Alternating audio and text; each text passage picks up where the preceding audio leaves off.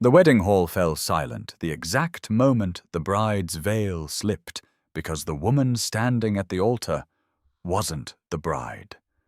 Hawa's hands trembled beneath the heavy white fabric, her heartbeat pounding so loudly she couldn't hear the whispers spreading across the room.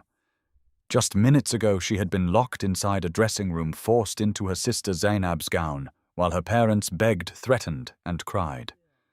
"Smile," her mother hissed, "or you'll destroy this family." Across from her, Tunde Adawale sat in his wheelchair, his sharp eyes scanning her face with cold suspicion. He knew. And when he spoke, his voice cut through the entire hall. "Tell me, where is the woman I was supposed to marry? Before we go on, tell me honestly, if you were forced to take your sister's place at the altar to save your family, would you do it, or walk away and let everything burn? And where are you watching from right now? Drop your country and local time in the comments. If you enjoy powerful emotional stories filled with shocking twists, justice and healing, don't forget to subscribe and stay with me." The applause that should have followed a wedding vow never came. Instead, the grand hall remained wrapped in a suffocating silence as every guest turned toward the bride with the wrong face. Hawa felt the weight of hundreds of eyes pressing into her skin. The gold chandeliers above her seemed too bright. The jeweled veil pinned into her hair suddenly felt heavier than iron. Her mouth had gone dry. Beneath the lace gloves, her fingers curled so tightly that her nails bit into her palms. At the altar, Tunde Adawale did not look shocked. That was what frightened her most. He did not look like a man humiliated by a last-minute deception.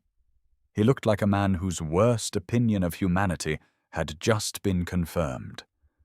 His dark gaze moved from Hawa's trembling face to the front pew where her parents sat, stiff and pale.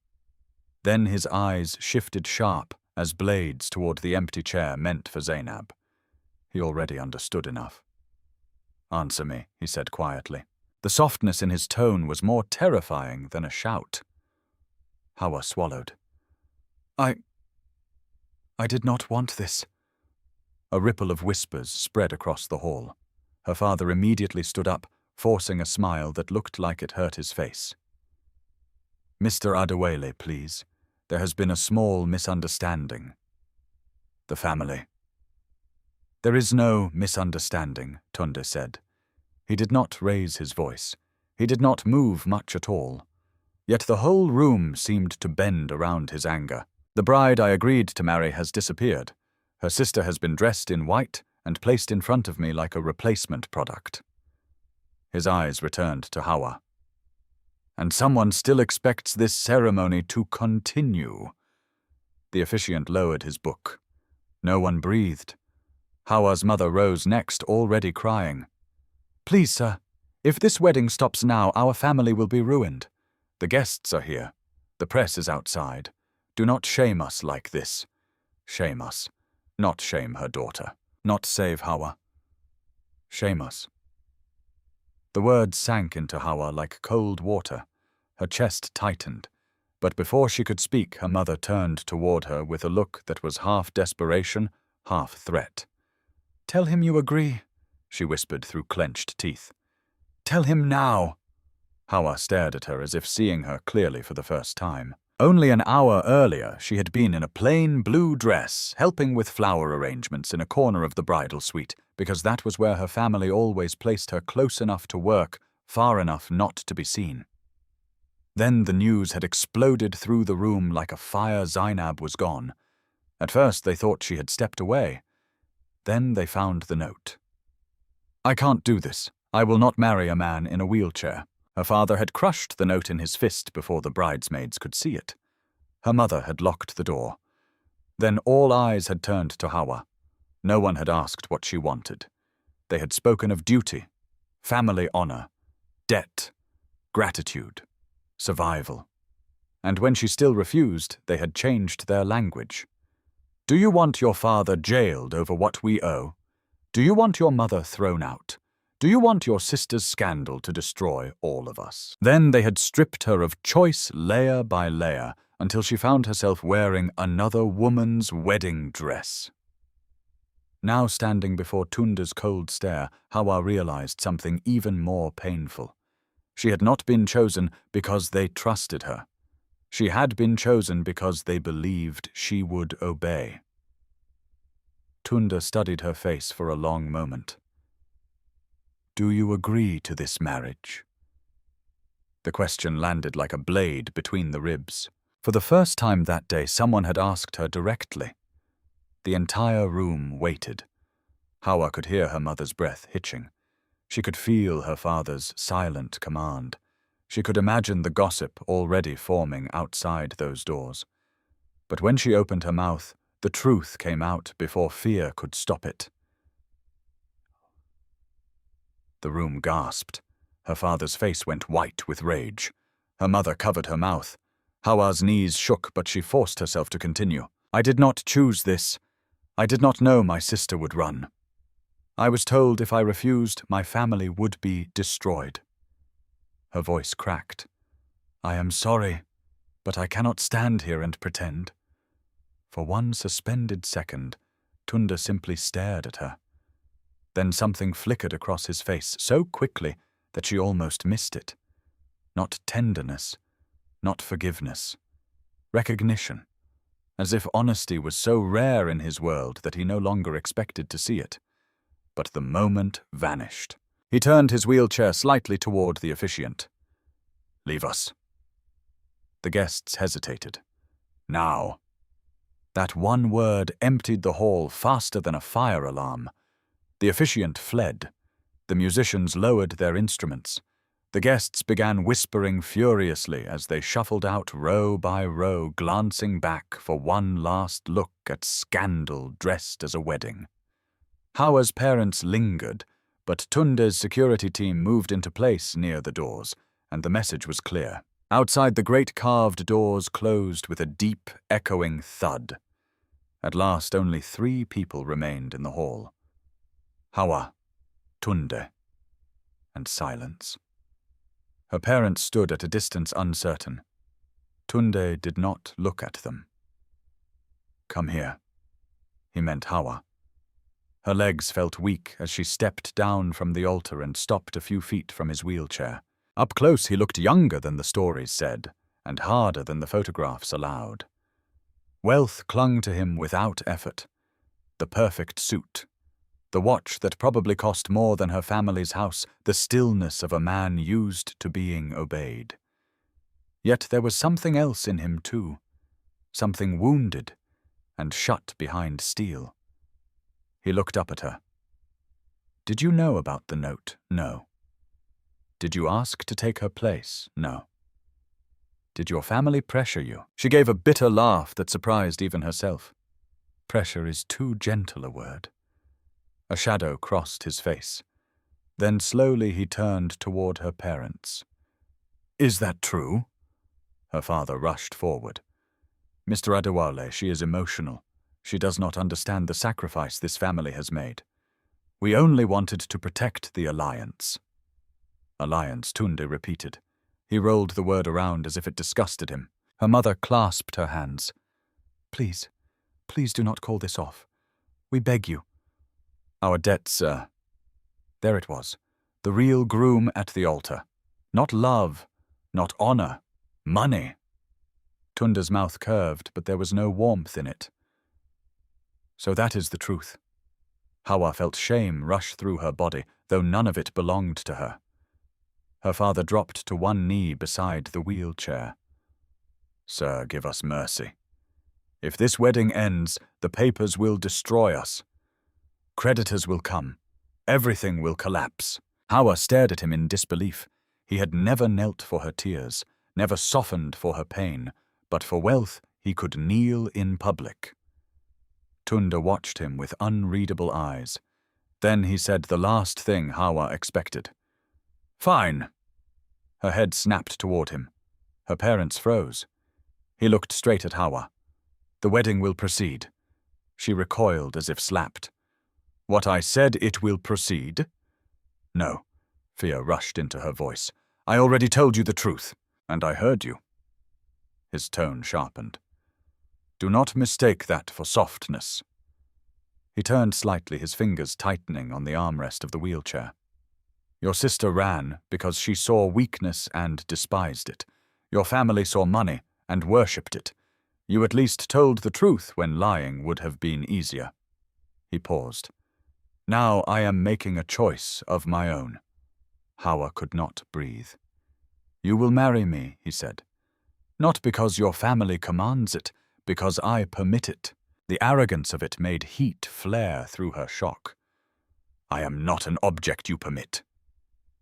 A dangerous silence stretched between them. Then, to her astonishment, something like dark amusement touched his face. Good, he said.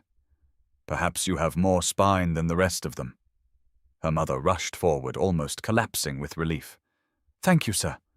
Thank you. Tunda lifted one finger and she stopped speaking instantly. Do not thank me yet. His eyes hardened. Your daughter may enter my house as my wife, but understand this clearly, I trust none of you. Not your family, not your intentions, not this marriage. His gaze slid back to Hawa. And you, he said, should learn now what kind of man your family has delivered you to. The words hit like cold rain. There was no promise in them, no comfort, no mercy, only warning. Yet beneath the fear rising in her chest, Hawa felt something else too, a strange, dangerous current. Because for the first time all day the script had changed. Her family thought they had thrown her into a wealthy prison. But as she looked into Tunda Adawale's unreadable eyes, Hawa understood that the real danger inside this marriage was not his disability. It was the fury he carried like a second spine. And somehow, impossibly, she had just become the woman expected to live beside it. Behind her, the musicians were being summoned back into the hall. The doors began to open. The ceremony would continue. But nothing about it was holy now. It was a bargain made from humiliation, pride, debt, and truth. And as Hawa turned back toward the altar in her sister's stolen dress, one terrible realization settled into her heart. The wedding had been the easy part. The marriage would be war. The marriage. By the time the last wedding guest left the mansion, felt less like a home and more like a fortress that had swallowed sound. Hawa sat alone in the back seat of the long black car that had brought her from the ceremony. Her wedding bouquet still resting beside her like an object from someone else's life. White petals had begun to bruise at the edges. The diamonds stitched into her gown scratched against her skin every time she moved. Her head ached from smiling at strangers she could not remember, bowing to elders she had never met, and standing beside a husband who had barely spoken to her except in clipped, cold instructions. Across from her, Tunde sat in silence, one hand resting on the arm of his wheelchair, his expression half hidden by the shifting city lights passing across the window. He had not touched her. He had not comforted her. He had not once looked at her like a bride. And still his presence filled the car so completely that Hawa felt there was almost no room left to breathe. Outside, Lagos moved with its usual restless pulse. Motorbikes slipped through traffic. Street vendors shouted in the warm evening air. Neon signs blinked above pharmacy doors and crowded restaurants. Life went on indifferent to the fact that she had been forced into a marriage that morning and taken into a stranger's world by sunset. When the gates finally opened before them, Hawa looked up and felt her stomach drop. The Adawale mansion did not glow with the warmth of a family estate. It rose out of the dark like a monument to power, massive walls, sharp, modern glass, cold stone security lights cutting across the driveway in clean white beams. It was beautiful in the way a knife could be beautiful. The car stopped beneath the grand entrance. Before the driver could open the door, Tunda spoke for the first time in almost 20 minutes. There are rules. Hawa turned toward him. His eyes remained fixed ahead. You will learn them quickly, or this house will become very hard for you. Her fingers tightened around the wilted bouquet. I did not marry you for comfort. That earned her a brief glance. Not warm, not approving, but interested. No, he said. I suppose you did not? The driver and a uniformed guard helped with the wheelchair. Hawa stepped out on unsteady legs, the hem of her dress sweeping over black stone. Polished so perfectly she could see a faint reflection of herself in it, a woman dressed like a queen walking like a prisoner. Inside the entrance hall was vast and immaculate. Marble floors, high ceilings, art arranged with expensive restraint, tall arrangements of white orchids, a staircase curved upward like something from a luxury magazine. Yet there was no softness in the space. It was all control, precision, distance. A line of staff waited just beyond the foyer. Maids in crisp uniforms, a grey-haired house manager, 2 guards, as a cook, and a younger man holding a tablet. Their expressions were professionally blank, but Hawa could feel their curiosity burning beneath the surface. They had expected one bride and received another. The house manager stepped forward. "Welcome home, madam." Home. The word almost made her laugh. Tunda rolled past the receiving line without acknowledging anyone. "This is Mrs. Adawale. You will treat her with the respect the title requires." There was a brief chorus of, "Yes, sir." Then after a beat he added, "She will dine separately tonight." Hawa looked at him startled. He did not explain. The older house manager inclined his head. "Of course, sir. Dinner separately. On the first night. Not a marriage, then. A placement. A position. A test." Tunda turned toward the staircase. "Mrs. Binta will show you your room. Your room, not our room." The distinction landed sharply. A woman in her late 50s, dignified and soft-eyed beneath a neat head-wrap, stepped forward. "This way, madam." Hawa opened her mouth, perhaps to object, perhaps to demand an explanation she was not sure she even wanted. But Tunda had already turned away, gliding down a side corridor, with the practiced independence of a man who would rather break than accept visible help. She watched him disappear. Then she followed Mrs. Binta upstairs. The bridal suite was larger than the apartment where Hawa's parents lived. Tall windows overlooked the city. Silk curtains framed the glass. The bed was enormous, draped in white linen and gold details too elegant to feel real. Fresh flowers had been arranged in crystal vases. Gift boxes sat stacked on a velvet bench near the foot of the bed. Somewhere hidden speakers released soft instrumental music. It should have felt luxurious. Instead, Hawa felt as though she had been placed inside a stage set built for a wife no one expected to have a soul. Mrs. Binta moved quietly around the room, opening a wardrobe filled with new clothes, dresses, shoes, nightwear, even jewelry. All expensive, all untouched. "Sir gave instructions this afternoon," the older woman said carefully. "This afternoon," Hawa repeated. Mrs. Binta hesitated, then lowered her voice. "Mr. Adawale prepares for everything." The answer lingered in the air. Everything. As if somewhere beneath the insult and scandal of the wedding, Tunde had already anticipated disorder. As if he had learned long ago that people disappointed him so often that preparation was safer than trust. Mrs. Binta approached with gentle caution. "Would you like help changing out of the gown?" For 1 second, Hawa nearly said no out of pride. Then the exhaustion crashed over her in a wave so heavy she thought she might fall. "Yes," she whispered. The zipper came down. The dress slipped away. The veil was removed. Piece by piece, the armor of the day was stripped from her body, until she stood in a silk robe she had not chosen, in a room she did not know, under a name that still felt unreal. Mrs. Binta folded the wedding dress with great care. Hawa looked at it and felt something inside her twist. "That gown was chosen for my sister," she said. Mrs. Binta glanced up. "But it was worn by you." The words were simple, yet they settled somewhere deep.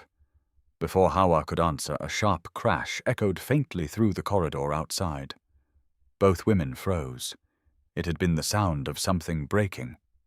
Then came the muffled shout of a child. Hawa straightened instantly. What was that? Mrs. Binta's face changed. Not fear exactly. weariness. "It is nothing, madam. It was obviously not nothing." Another voice rang out, young, angry, and followed by running footsteps. Hawa was already at the door before the house manager could stop her. She stepped into the hallway and followed the sound to the upper landing that overlooked a family lounge below. What she saw there made her pulse jump. A boy of about 10 stood near a shattered vase, breathing hard, his fists clenched at his sides. Another child, a girl perhaps 7 or 8, stood behind the sofa with wide, frightened eyes. 2 younger boys lingered near the staircase, one trying not to cry, the other glaring at the adults around him with a fury too old for his face. And at the center of it all sat Tunde in his wheelchair, rigid with contained anger. The grey-haired tutor standing nearby spoke first. "I only asked Master Emeka to finish his work, sir." He threw the vase. The older boy shouted, "I hate this house!" One of the younger boys immediately yelled, "Me too!" The little girl's eyes darted up and landed on Hawa. Everything stopped. The room went still in that strange, suspended way families do when a stranger witnesses the moment they usually hide. Hawa stared. 4 children, not visitors, not cousins, not guests.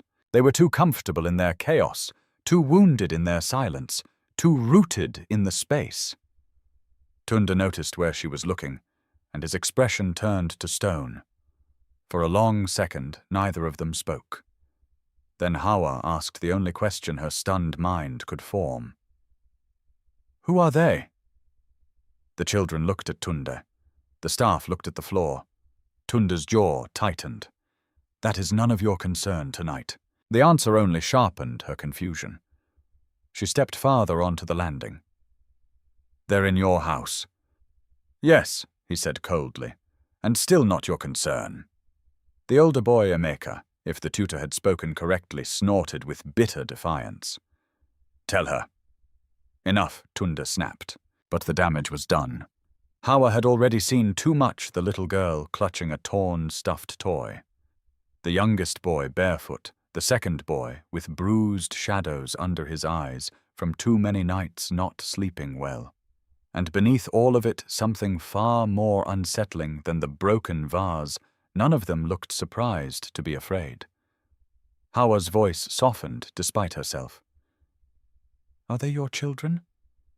Tunde's eyes rose to meet hers. "Yes." The word hit like a dropped stone. For a moment she could only stare at him.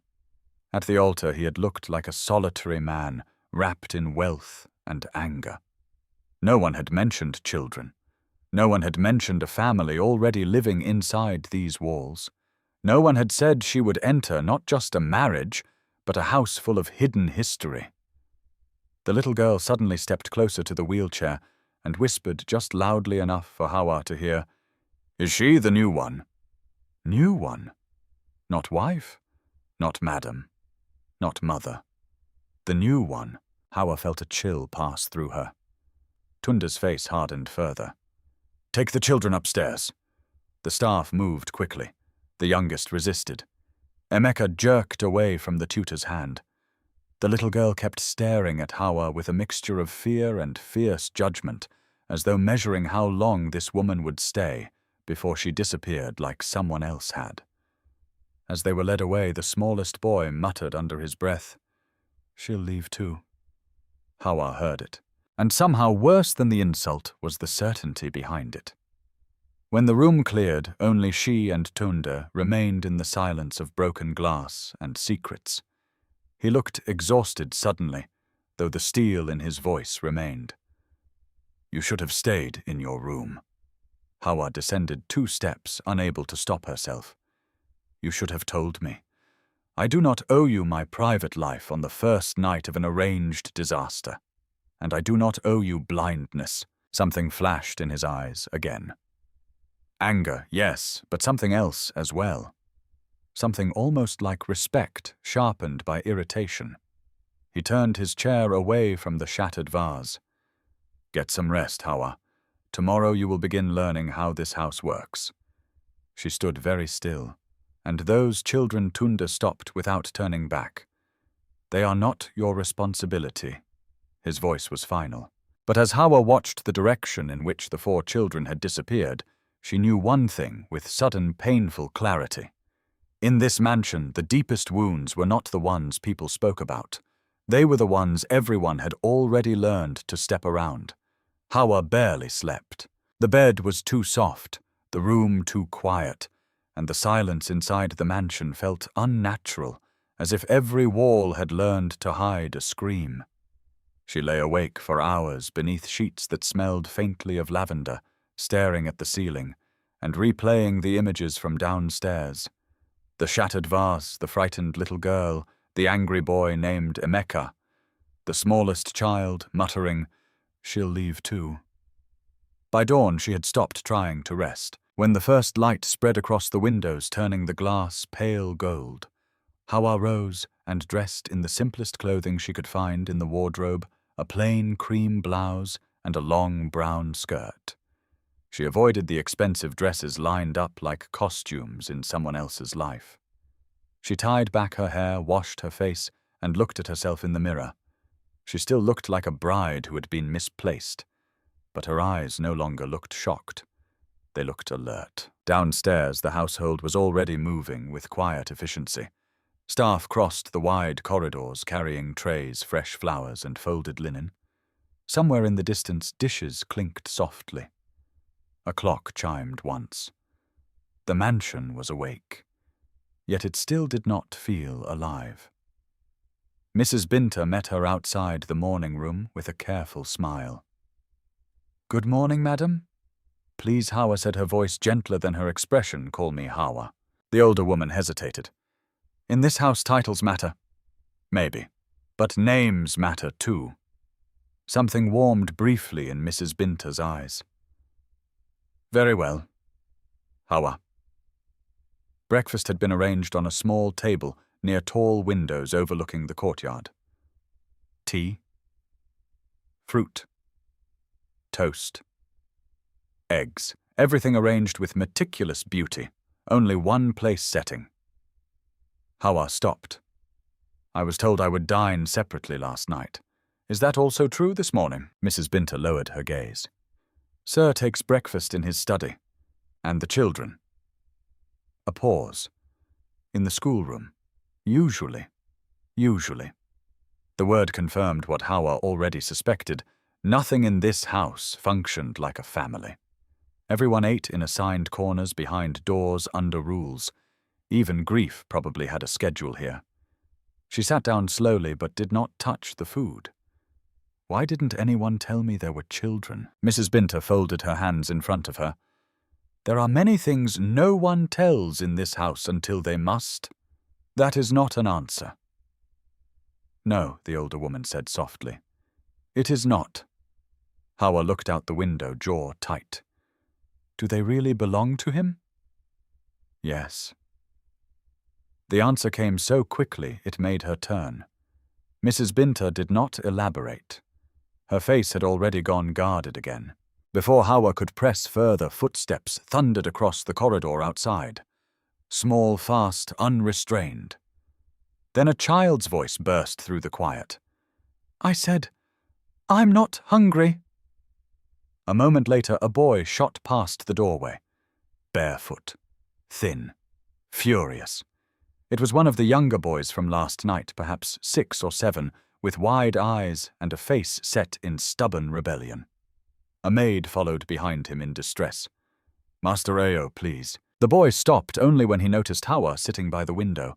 His body froze. His expression changed instantly from anger to suspicion.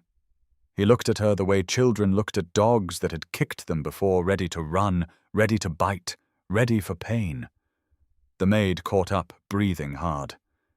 "I'm sorry, madam." He refused breakfast again. Ayo's chin lifted. "I don't want it." Hawa set down her teacup. "Why?" The child frowned, clearly not expecting the question. "Because I said so." That almost made her smile, but she kept her face calm. "That is not a reason. That is a wall." His eyes narrowed further. The maid whispered urgently, "Please do not trouble yourself, madam. We'll handle it." That phrase again. We'll handle it. The same language adults used when they had stopped seeing children as frightened human beings and started treating them like difficult furniture. Hawa stood. Io took half a step back. She noticed everything at once, the worn cuff of his pajama sleeve, the slight smudge on his cheek, the guarded way his arms crossed over his chest. Defiance on the outside. Need underneath. I'm not going to drag you anywhere, she said. He gave her a sharp look. You're his wife. The words were accusatory, almost like a crime. Yes. So you'll start making rules. Hawa held his gaze.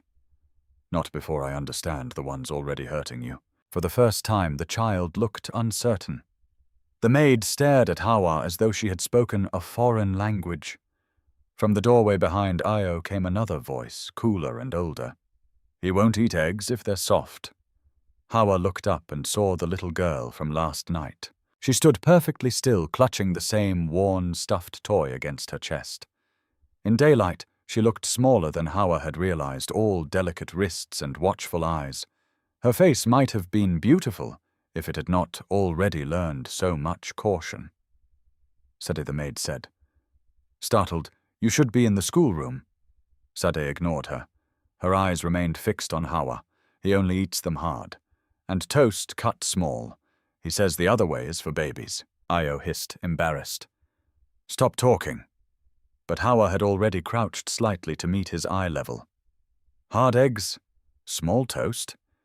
Is that true? He looked away, then gave one angry shrug. The smallest concession. It was enough. Hawa straightened and turned to the breakfast table. She picked up a knife, cut a piece of toast into small squares, and placed them on a clean plate.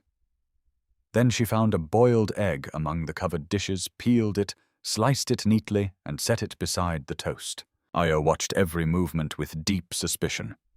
Hawa slid the plate toward the edge of the table, but did not come closer. I'm putting it here. You can eat it or not. That will be your choice. Children in houses like this were often ordered, bribed, threatened, shamed. Choice itself could feel suspicious. Io did not move. Sade did. She stepped into the room, still hugging the toy, and studied the plate. Then she looked at Hawa's face, as if searching for the trick. There's no pepper, Sade said quietly. Should there be? The girl nodded once. Hawa reached for the small tray of condiments and added only a little. Like this, Sade glanced at Io. More. So Hawa added more. At last Io approached. Slowly, ready to snatch the plate and flee if necessary. He took one bite, then another. He still looked angry while chewing, which almost broke Hawa's heart. Children should not eat like soldiers in enemy territory. Before she could speak, another figure appeared at the door. Emeka. The oldest boy leaned against the frame, tall for his age, wearing a school shirt left half-buttoned as if he had dressed in a hurry or not cared enough to finish. His expression held the same open hostility as the night before. So it begins, he said flatly. Mrs. Binta stiffened. Emeka. No, let him speak, Hawa said. The boy's eyebrows rose slightly, but he continued. First the smile, then the soft voice, then the pretending, then the leaving. Each sentence landed like a stone thrown from close range. Hawa did not answer immediately, because the worst part was that she could hear history inside those words. Not imagination, not drama. Experience. How many, she asked. Emeka frowned. What, how many women before me? Silence filled the room. Sade lowered her eyes. Io kept chewing, but more slowly now. Even the maid stopped breathing. Emeka's face changed first, not softer, but startled. He had expected denial. Maybe outrage. Maybe wounded innocence. Not the truth pulled into daylight. Finally, he said, 3. The number hit harder than Hawa expected. 3 women. 3 women who had come close enough to leave a shape in these children's lives and then disappeared. Not mothers, perhaps. Not wives.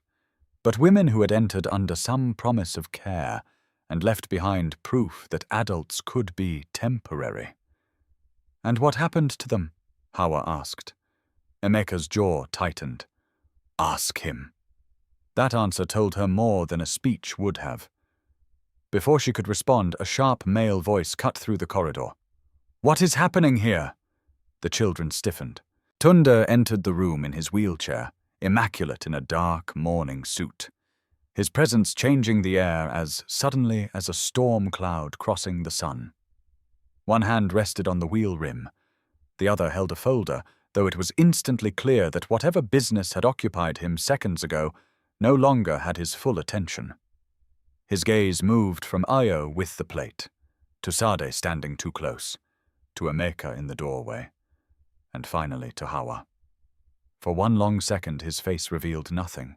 Then his eyes fell to the breakfast table, to the extra plate, to the pepper, to evidence of an order already disturbed. Ayo lowered the fork. Sade clutched her toy tighter. Emeka straightened like a boy preparing for battle. Hawa rose slowly. They were hungry. Tunde's eyes lifted back to hers. They have staff to manage their meals. They needed more than management. The room went cold. Behind him, one of the maids looked ready to vanish through the wall. Tunde's voice was calm, but the calm was edged. "I told you last night that the children are not your responsibility. And I heard you, Hawa said. But I also heard a child say he doesn't eat when no one bothers to ask how he wants his food." A dangerous silence stretched. Emeka looked between them with open disbelief, as if he could not decide whether she was brave or foolish. Tunde rolled farther into the room, each quiet movement carrying controlled authority. "This house functions through order. Boundaries exist for a reason." Hawa met his stare. "Then maybe the boundaries are part of the problem." Mrs. Binta inhaled sharply. Ayo stepped back from the table. Sade's frightened eyes widened. For a moment Hawa thought Tunde might erupt. His jaw flexed once. His fingers tightened on the wheel. Instead, he did something stranger. He smiled. It was not a kind smile. It was the smile of a man who had just found a new opponent and had not yet decided whether to admire her or destroy her. "You are very bold for someone who entered this house less than 24 hours ago, and you are very comfortable with children being lonely in a room full of adults." The words escaped before caution could stop them. The room froze. Emeka's mouth parted slightly. Ayo stopped chewing. Even Sade looked stunned. Tunde's smile vanished. For one suspended instant, Hawa saw the truth behind the polished cruelty, the sharp rules, the emotional distance. Not just arrogance, not just control. Pain, old deep and rotting into hardness. But whatever wound lived there, he buried it at once. "Finish your breakfast," he told the children. Then he turned his gaze on Hawa. "My study. Now." He wheeled out without waiting. The command echoed through the room. Hawa stood still for one heartbeat too. Then Sade did something no one expected. The little girl stepped close enough to lightly touch Hawa's sleeve and whispered almost too softly to hear, "Don't say sorry to him."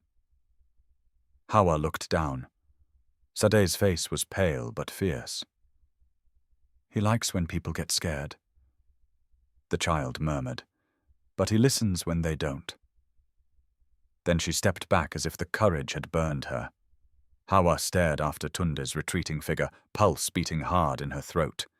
So that was the shape of the house. Fear below, secrets in the walls, wounds everywhere. And now, whether she wanted it or not, she had crossed a line no obedient wife was supposed to cross.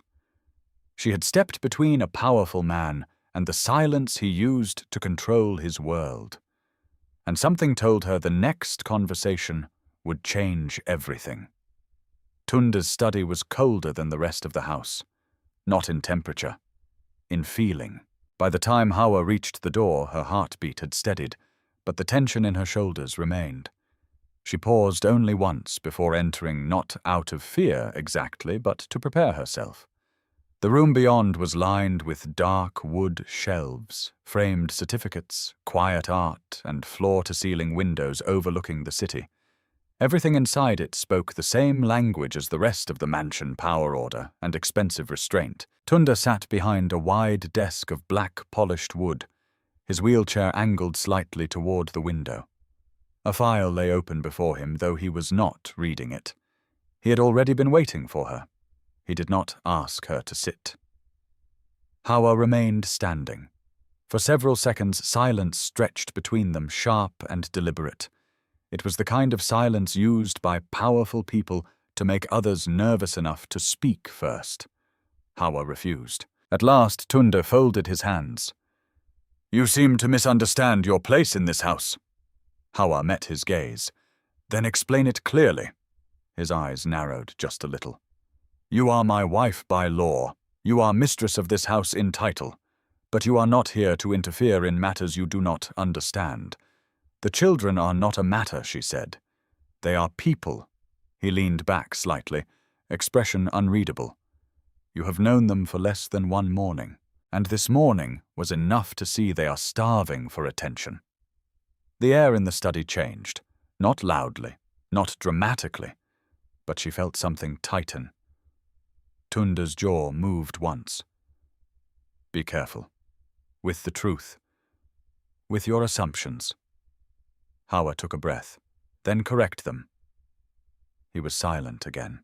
She saw it then, not hesitation exactly, but resistance, as if the very act of explaining himself offended something in him, as if having to justify his private world to anyone, least of all a woman forced into his life, felt like humiliation. Yet beneath that pride, she sensed something else. Fatigue. He was a man who looked strongest when he was most exhausted. Finally, Tunda said, "The children are clothed, educated, protected, and provided for. Better than most children in this city. Materially, yes." His gaze sharpened. "That should not be spoken of as if it means nothing." "It does not mean nothing," Hawa said quietly. "But it does not mean enough." He looked at her for a long time. Then a dry, humorless sound escaped him. Not quite a laugh, more like disbelief turned bitter. "You think kindness fixes everything. I think neglect breaks more than money can repair." At that, his face hardened completely. "You know nothing about neglect." The words were too fast, too personal. They hung in the room like something accidentally revealed. Hawa did not move. "Then tell me what I don't know." His eyes flashed with sudden anger. "Do not mistake one act of feeding a child for the right to examine my past." She did not answer at once, because now she understood something dangerous. Tunda's cruelty was not random. It had direction. It protected something buried. The colder he became, the closer she was getting to whatever wound he could not bear touched. But instead of retreating, Hawa spoke more gently. "I'm not your enemy." For the first time since she entered, his expression shifted. Not softer, more unsettled. "Everyone says that at first," he said. The sentence landed with quiet force. Not women, not strangers. Everyone. Hawa felt a small chill move through her. So this was not just about romance, not just about betrayal at the altar. The damage inside him was older, wider, and more intimate than that. Before she could respond, there was a light knock at the half-open door. Mrs. Binter stepped in, visibly cautious. "Sir Dr. Kofi has arrived." The name hit Hawa immediately, the doctor from the night before. Tunda's face closed at once. "Tell him I'll be there in 5 minutes." Mrs. Binter nodded, but before she could leave, Hawa turned. "Dr. Kofi." The older woman hesitated. "Too long." That was answer enough. Hawa looked back at Tunda. "Why does a doctor come here in secret?" His voice went cold. "That is not your concern. It became my concern the moment I was forced into this marriage." "No," he said sharply. "It became your concern when you chose to stay." The room fell still. Hawa stared at him. "Think I chose this?" I think he said, each word precise, that you were given a chance to refuse at the altar. You refused the lie. Then you still married me. The truth of that stung partly because it was not entirely false. She had said no, and then she had stayed, not because she trusted him, not because she loved him, but because in that moment, something in her had understood that walking away would not restore her life. It would only scatter the pieces in a different direction. Still, she lifted her chin. I stayed because you made a decision no one gave me time to understand. And yet he said, here you are, in my house, challenging my rules before the ink on the marriage certificate is dry. She almost answered, but the study door suddenly swung wider. A small figure burst inside. Sade. She stopped the instant she saw Hawa standing there and Tunde behind the desk. Her little body went stiff. Her stuffed toy hung from one hand. Her breathing was too fast, as if she had run before gathering enough courage to finish what she came to do. Mrs. Binta, horrified, rushed after her. I'm so sorry, Satundi raised one hand without looking away from Saad. Mrs. Binta stopped. The child swallowed. Ayo won't stop crying. Something changed in Tunde's face, quick and difficult to read. Not panic, but impact. He rolled his wheelchair around the desk at once.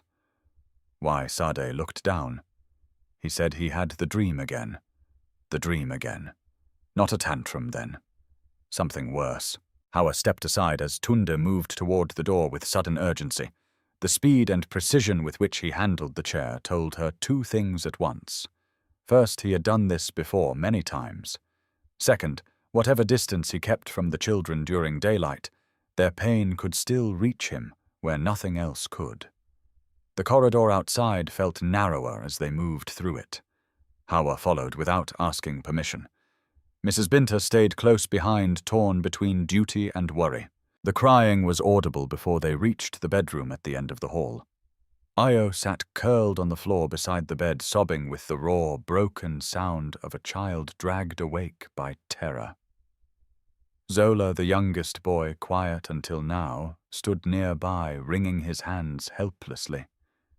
Emeka lingered against the wall, face hard, but his eyes were scared. The tutor was nowhere in sight. Tunde stopped just inside the doorway. For a single second he did nothing. Then he said very quietly, "Everyone out except Zola." The authority in his voice moved the room instantly. Emeka left first, though not without one sharp glance at Hawa. Sade slipped out next. Mrs. Binta remained at the threshold. Hawa started to step back too, but Ayo suddenly cried out through his tears, "Don't let him go." Everyone froze. Ayo was not looking at Hawa. He was looking at Tunde. The little boy's face was wet, his breath catching. "Don't let him take Zola too." The word struck the room like thunder. Hawa saw the effect on Tunde immediately. His entire body went still. Even his hand on the wheel rim tightened so hard the knuckles whitened. Zola's lip trembled. "I'm not going anywhere." But Ayo was trapped in something deeper than the room. He always says that he sobbed. Then people leave. The sentence tore through Hawa. Not just grief. Pattern. This was the shape of their fear. Not one loss, but repeated loss layered until every goodbye felt like betrayal waiting to happen. Tunde wheeled closer. His voice when he spoke had lost its usual edge. "Look at me." Ayo cried harder. Tunde moved until he was directly in front of the boy, low enough not to tower over him. "Ayo." The child's eyes finally lifted, and in that moment Hawa saw something she had not expected to witness so soon. Tunde without performance. No coldness, no control sharpened into intimidation, only a man trying clumsily but urgently to reach a terrified child. "Zola is staying," he said. "No one is taking him tonight." Ayo shook his head as if fighting images stronger than logic. Then, before Hawa could stop herself, she crossed the room, sank to the floor beside them, and spoke in the softest voice she had.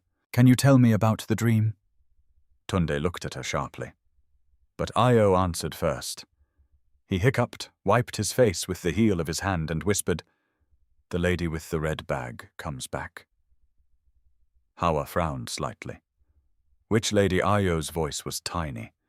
The one who smiled and said she'd stay forever. Silence. Heavy. Instant. Absolute. Hawa felt it in the room before she understood it in words. A woman. One of the three. One who had promised permanence and left a wound deep enough to become a nightmare. No one moved. Then from the doorway Emeka's voice came low and bitter. That was our mother. The revelation hit Hawa like a physical force. She turned. Emeka stood there again, though no one had heard him return. His face was set like stone, but his eyes gleamed with the fury of a boy who had carried too much truth alone. So there had been a mother. Not dead. Not missing in some vague, noble tragedy. Real. And absent. Hawa looked back at Tunde. "I thought—" "You thought wrong," Emeka cut in. Like everyone. Tunde's face had become unreadable again, but too late. The damage was done. The silence had already confessed more than words could deny. Io's crying softened into shivering breaths. Zola crouched beside him and pressed shoulder to shoulder. Hawa remained kneeling on the floor, pulse racing, because now the house had cracked open a little wider. The children were not merely lonely. They were abandoned. And whatever story Tunde had allowed the world to believe about his broken household, it was not the whole truth, not even close. The mansion changed after the truth about the children's mother slipped into the open. Not dramatically, not in any way an outsider would notice. The staff still moved in quiet lines. Meals still arrived on polished trays. Security still watched the gates. Tunde still carried himself with the same cold, measured control that made even silence feel like an instruction. But for Hawa, the house no longer felt like a place of mysteries. It felt like a place of buried injuries. And the more she saw, the more impossible it became to pretend she was only passing through. Over the next 3 days, she learned the rhythms of the children, with the attention of someone studying a map through dangerous territory. Emeka, the eldest, watched everything and trusted nothing. He spoke like a boy who had learned too early that softness could be used against him. He acted hard, but his anger carried the strain of vigilance. He was always listening for footsteps, changes in tone, signs that adults were about to make decisions without him again. Saad hid her fear beneath quiet competence. She folded her own clothes, helped Zola with his shoes, and noticed details before anyone asked her to. She was too young to carry so much emotional weight, yet she carried it as if no one had ever offered her another choice. Io was all open nerves and sudden storms. He laughed quickly when he forgot to be afraid, and cried as if ashamed of every tear. His moods changed like rain across hot earth, fast, intense, impossible to ignore. And Zola, the youngest, hovered near the others with cautious loyalty. He spoke the least, but his eyes missed very little. He was the kind of child who learned safety by becoming small. Hawa did not try to force affection from them. She had already understood that these children had been disappointed by adults wearing promises on their faces.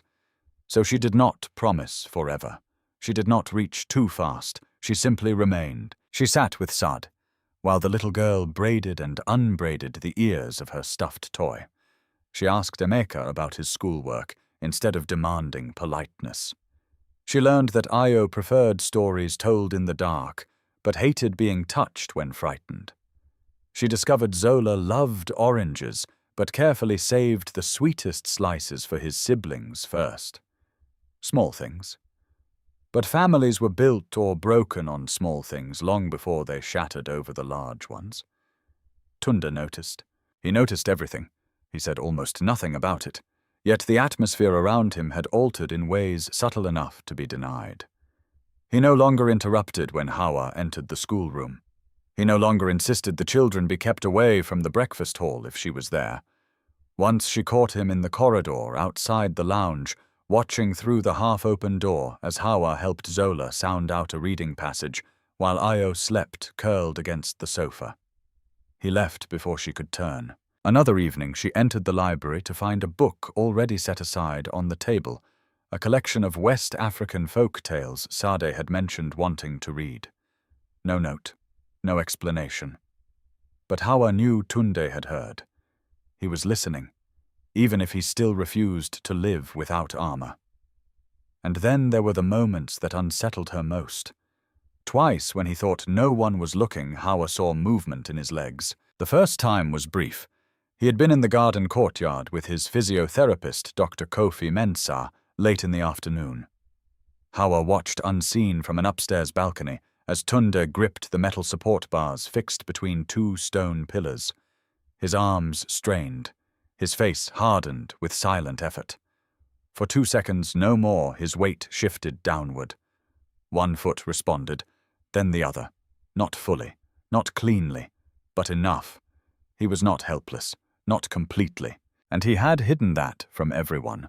The second time she saw him alone in the study, he believed the door was closed. From the corridor through the narrow opening, she saw him stand halfway from the chair, braced against the desk. Fury and determination carved into every line of his body.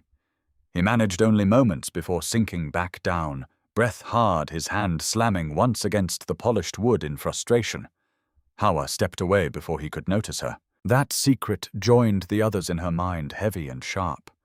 There was more to his injury, more to his bitterness, more to this marriage than the story told in public. But before she could decide whether to confront him, the past arrived at the gate dressed in perfume and gold. It happened on a Sunday afternoon. The children had been in the courtyard under the jacaranda trees, restless with a freedom they did not quite trust.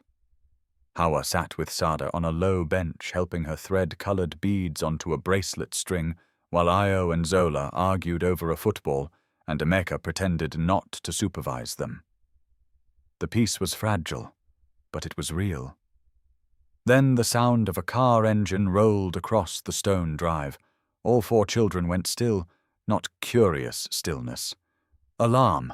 Emeka straightened, first his expression changing so fast it made Hawa's stomach tighten. Sade's hand froze around the beads. Io dropped the ball. Zola instinctively moved closer to his brother. Hawa rose slowly. A sleek silver car stopped beneath the entrance arch. The driver stepped out and hurried to open the rear door. A woman unfolded herself into the sunlight. For one stunned second, Hawa did not recognize her. Then memory struck. Zanab. Her sister looked nothing like the woman who had fled in fear from the wedding. She had returned transformed into something brighter, sharper, more calculated. Her dress was deep emerald silk, cut to display wealth and confidence. Gold glimmered at her ears, wrist, throat. Her hair fell in perfect waves. Her sunglasses were large enough to hide half her face until she removed them with elegant timing and revealed the same beauty that had ruled every room since childhood. Only now it was colder, more polished, more dangerous. Zainab smiled toward the house, like a woman arriving where she believed she belonged. Hawa felt her blood turn to ice. "No," she whispered. Sade looked up at her. "You know her." Before Hawa could answer, the front doors opened. 2 guards moved into position, but too late. Zainab was already climbing the steps with the confidence of someone who had once been welcomed everywhere. High heels clicked across stone. Her perfume reached the courtyard even before her voice did. "Well," she said lightly, her gaze landing on Hawa. "This is awkward." The children looked between them. Io frowned. "Who is she?" Zainab's eyes flickered to the children for the briefest second, and in that second Hawa saw it. The lack of curiosity, the calculation, the immediate assessment of what role they played in the structure of the house. Not people, variables. Then Zainab smiled wider. "I'm family." Hawa stepped forward before any child could answer. You need to leave. Do I? Zanab removed her gloves finger by finger, as if settling in for a pleasant visit. Last time I checked, you were standing in my place. The words sliced straight through the quiet. Emeka's eyes narrowed. Sade moved closer to Hawa. Even Ayo, who understood little of the adult history, sensed enough poison in the air to become wary. Hawa kept her voice low. You ran. Zanab shrugged. I reconsidered. You humiliated this family. A laugh escaped her sister. Don't be dramatic. I protected myself. From what, a man in a wheelchair? For the first time, Zanab's smile thinned.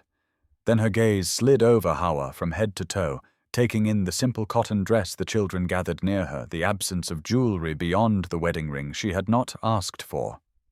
Oh, Zanab murmured. It's true then. Hawa stiffened. What is— You've really settled in here. Her sister's eyes sharpened with amused contempt.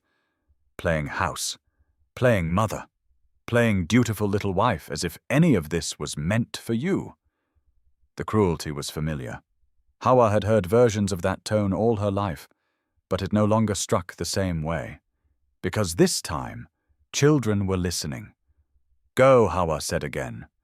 But Zanab was not looking at her anymore. She was looking toward the entrance hall behind Hawa, where a second figure had appeared at the top of the steps. Tunda. No one had heard him approach.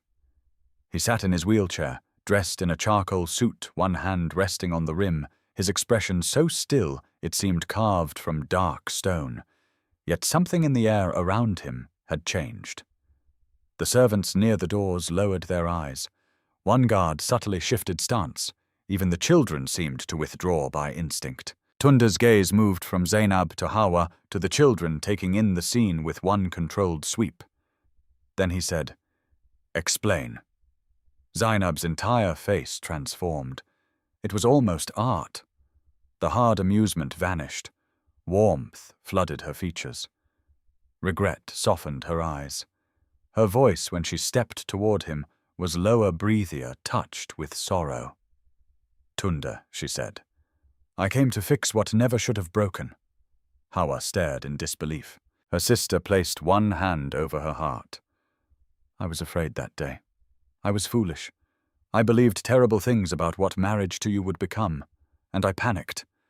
But I've had time to think, time to understand what I lost. Tunda did not blink.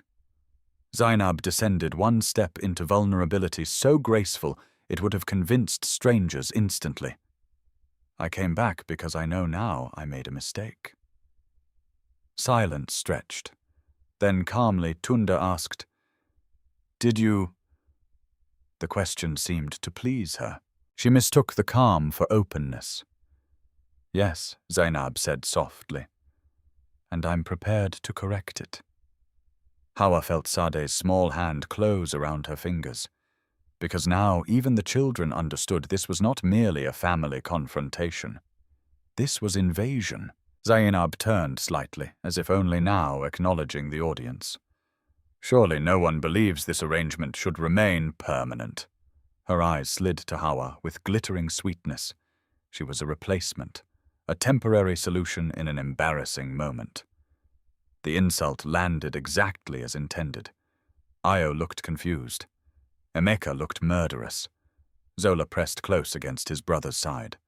Hawa's throat tightened, but she forced herself not to react. Tunda's face revealed nothing. That nothing was somehow worse. Zainab took another step forward. I am here now. I'm willing to do what should have happened from the beginning. Hawa could not breathe. The courtyard, the children, the mansion, even the bright afternoon sky seemed to hold still, waiting for his answer. Then Tunda looked at Hawa. Not long, not gently, but long enough for unease to spread through her chest like cold water. Because for the first time since Zainab arrived, she saw not anger in him, but thought, calculation. The same unreadable silence he wore when deciding who to trust, who to test, who to break. And in that terrible moment, Hawa understood something before anyone spoke it aloud. Zanab had not returned only because of pride. She had returned because she knew something. Something about Tunde, about his wealth, about his hidden power, about what she had thrown away when she fled from the altar thinking she was escaping a broken man. Now she believed she was reclaiming a prize. And the worst part, the part that made Hawa's pulse stumble, was that Tunde had not told her to leave. Not yet. Zanab was not sent away. That was the first wound. Not a dramatic declaration, not a grand humiliation, just the absence of rejection. Tunde looked at her, listened to her polished apology, and then said only, "You may stay for tea." The words fell with quiet precision, and Hawa felt them like cold metal sliding beneath the skin. Zainab's lashes lowered, hiding a flash of triumph too quick for anyone except Hawa to catch. She smiled with graceful restraint as though she had been offered very little, when in truth she had been given exactly what she came for entry. The children reacted immediately. Emeka turned away so sharply that the football at his feet rolled into the flower bed. Sade's fingers tightened painfully around Hawa's hand. Io looked from one adult to another with the tense, alert confusion of a child who sensed danger without fully understanding its name. Zola simply went quiet in that small, shrinking way he had whenever the atmosphere in the house changed too suddenly. Hawa kept her face still. It was the only control she had left. Tea was served in the sunroom. The choice of room itself felt deliberate. Not the formal drawing room meant for dignitaries, not the study where business turned into judgment, but a bright, glass-walled space overlooking the garden, soft enough to resemble civility and public enough to keep open cruelty hidden under manners. The silver service gleamed. The porcelain cups were impossibly thin. A tray of pastries sat untouched in the center of the table, like decoration in a house where sweetness rarely survived long. Tunde positioned himself at the head of the low table. Hawa sat to one side. Zainab took the seat opposite her, perfectly composed, one ankle crossed over the other, her elegance sharpened by purpose. Mrs. Binta served in silence and left. No children were invited. That was the second wound. The conversation began with the soft lies people used when circling a battlefield. "I must say," Zainab murmured, lifting her teacup, "you have created an extraordinary home, Tunde." Hawa almost laughed. Created a home? This mansion had structure, wealth, security, and pain. Home was still under construction in every room. Tunde said nothing. Zainab continued smoothly, filling his silence, with admiration the way skilled manipulators filled emptiness with bait. "I was young. I was frightened. Everyone was talking at once that day. My parents, your advisors, the press outside the pressure of the ceremony." She let out a soft breath. "I made a terrible mistake." "You ran," Tunde said. The cup did not shake in Zainab's hand, but Hawa saw her jaw tense for half a second. "Yes," Zainab said, "I ran. And now I'm here." The answer hung in the room. Simple, bold, designed to suggest bravery where greed lived underneath. Tunde's gaze remained unreadable. "That is obvious." Zainab set down her cup. "I came back because I understand something I did not understand before. A marriage is not a fairy tale. It is responsibility. Partnership. The choice to stand beside someone in difficulty instead of fleeing from it. The hypocrisy was so immense, it almost distorted the air."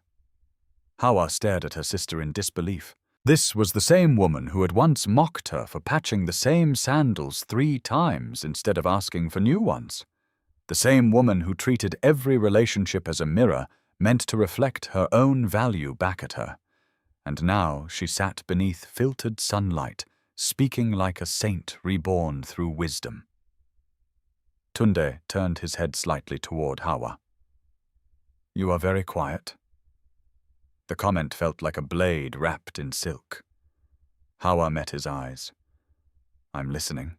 Zainab smiled sweetly. "That is what Hawa does best." There it was, the old hierarchy. Zainab dazzling, Hawa silent. Zainab desired, Hawa useful. But the sister sitting in this room was not the same girl who had spent years lowering her eyes to keep family peace. Too much had happened too quickly. Too many masks had slipped. She also lies best when it suits her, Hawa said calmly. Zainab's smile thinned. Excuse me, you speak now of responsibility. Yet you abandoned an entire wedding because you thought a man in a wheelchair had no value. A crack sounded from the garden outside, as a gardener snapped a dead branch from a shrub. Inside, the silence remained sharper. Zainab turned to Tunda as if appealing to reason itself. Do you see? She is emotional. I expected that. Anyone in her position would be. My position, Hawa repeated. Borrowed, Zainab said softly. Temporary, confusing. The insult landed precisely where intended, but Hawa barely felt it. She was already watching Tunde. Waiting. He had to say something now. Clarify. Reject. Draw a line. Instead, he lifted his cup and took one measured sip of tea. That was the third wound, because silence in the wrong mouth became permission. Something cold spread through Hawa's chest. For days she had begun to believe carefully, reluctantly, that beneath Tunda's harshness there was at least one thing solid, a recognition of honesty. She had seen it in brief glances, in the absence of mockery in the way he listened when she challenged him about the children. But now he sat between two sisters and let the crueler one define the terms. Maybe he was testing them both. Maybe he was gathering information. Maybe he simply did not care whom he cut as long as he stayed in control. Whatever the reason, Hawa felt suddenly foolish for having trusted even the possibility of fairness. Zainab leaned back, sensing advantage. I know this is unpleasant, Hawa. I truly do. But you must understand something. I was the one chosen first. No, Hawa said. You were the one presented first. Their eyes locked. And now the battle had finally shed its gloves. Zainab laughed softly, but the sound had no warmth. Do not become arrogant because you wore a white dress for one day. I'm not arrogant, Hawa replied. I'm tired of seeing deceit spoken with polished lips and called grace. The lightness vanished from Zainab's face. Tunda set down his cup. The small click of porcelain on saucer sounded louder than shouting. Enough, he said. Both sisters went still. He looked at Zainab first. You say you came back to correct a mistake. Fine. Then answer a simple question. For the first time, uncertainty flickered in her eyes. When you left the wedding, he said, what exactly were you afraid of? Zainab recovered fast. I was overwhelmed. That is not an answer. She inhaled carefully. I was afraid of a life I did not understand. In what sense? The precision of his questions sharpened the air. Zainab smiled again, but it required effort now. Surely we don't need to revisit every ugly detail. I do. The two words were flat enough to stop her performance for a beat too long. Hawa felt it then. This was not acceptance. This was examination. And yet he still had not protected her from the public humiliation of enduring it. Zainab lowered her gaze as if ashamed. Fine. I was afraid of becoming trapped in a marriage where I would have to become nurse, servant, and wife all at once. She raised her eyes slowly. It was selfish. I know that now. Hawa's stomach turned. There it was, almost the truth. Trimmed, beautified, sanitized. Not I despised him for weakness. Not I ran because I thought I could do better. Not I chose status until I learned his status was greater than I believed. Just a cleaner sin dressed for sympathy. Tunda's expression did not change. And what taught you otherwise? That question struck deeper than Zainab expected. She hesitated. Only for a second. But in rooms like this, a second could scream. Then she said, Time. reflection, regret. Liar, Hawa thought, because she knew her sister's patterns too well. Zanab did not return from regret. She returned from calculation. At that moment, footsteps sounded in the hall. Before anyone could stop him, Emeka walked into the room. He was still in his school shirt now, fully buttoned as if he had dressed himself in armor before stepping onto this battlefield. His eyes went first to Hawa, then to Zanab, then finally to Tunde. No one spoke. Emeka's voice when it came was clear and hard. "Why is she here?" Zanab smiled with dazzling false gentleness. "You must be Emeka. I've heard so much about you." He ignored her completely. Tunde's face closed. "You should knock." "I asked why she's here." Emeka Tunde said, warning in the tone now, but the boy had already crossed whatever line fear once held. No. His gaze stayed locked on Tunde. First, one woman comes and leaves, then another, then another. Then Hawa comes and at least talks to us like we exist. Now this one arrives in expensive shoes, and everyone sits drinking tea like none of it matters.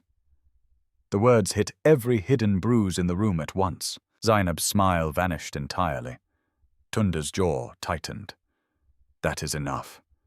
"It's not enough," Emeka shot back. "Nothing is ever enough in this house. We're just supposed to stand quietly while adults decide who stays, who leaves, who lies, and who has to pretend not to notice." His voice cracked on the last sentence, but he did not lower it. Hawa's heart twisted, because beneath the anger was terror. Not teenage rebellion, not disrespect. A child watching instability return to the doorway and refusing to be passive this time. Zanab shifted, visibly irritated now. "This is exactly what I mean. There is no discipline." Emeka turned toward her with a look so full of contempt it made even Hawa catch her breath. "You don't get to speak." Emeka Tunde snapped. But the boy was done obeying. He pointed at Zanab. "She's the kind of woman who smiles while deciding what she can use. I know it already." Zanab rose slowly, offended into elegance. "How dare you, I dare?" "Because I live here," he said. "You don't." Silence cracked across the room. Then Zanab looked at Hawa and delivered the blow she had been saving.